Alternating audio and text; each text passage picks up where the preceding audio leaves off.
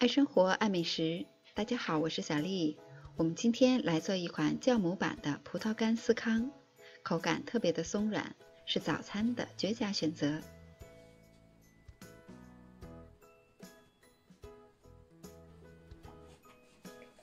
准备120毫升的温牛奶，加入4克酵母，搅匀以后静置5分钟，这样可以激发酵母的活性。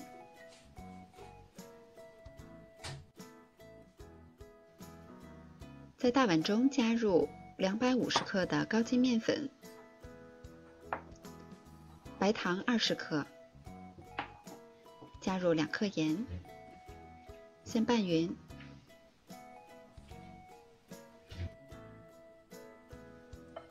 再加入酵母牛奶，大约30克的全蛋液，融化好的黄油30克，把所有的材料拌匀。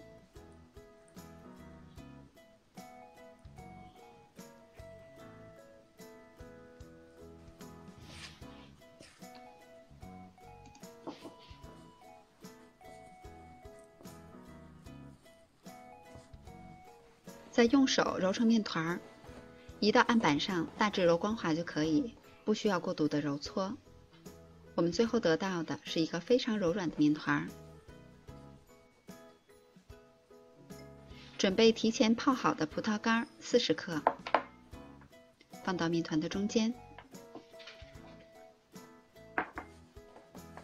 再把它揉匀。葡萄干我们要尽量包在里边，露在外面的话，烤出来会很干。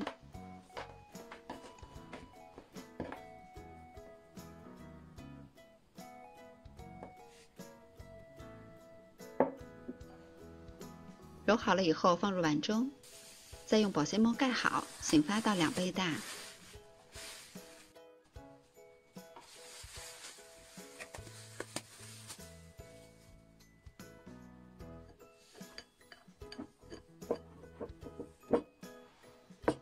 把醒发好的面移到案板上，不需要揉搓，直接用手轻压排气。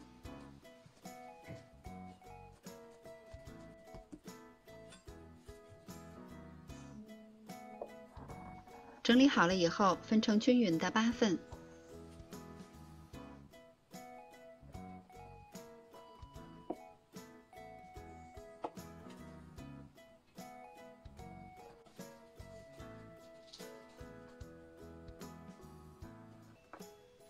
把分好的生胚摆放到烤盘上，盖好，静置15分钟。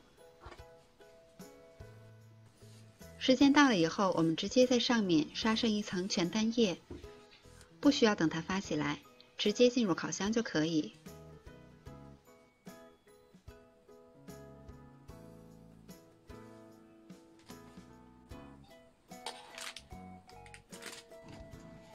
烤箱开上下火预热，200度放在中层，烤大约15分钟。因为烤箱之间是有差异的，所以最后几分钟一定要看好火。烤至司康鼓起，颜色金红就可以出炉了。司康属于英式的快速面包，它做起来比较简单。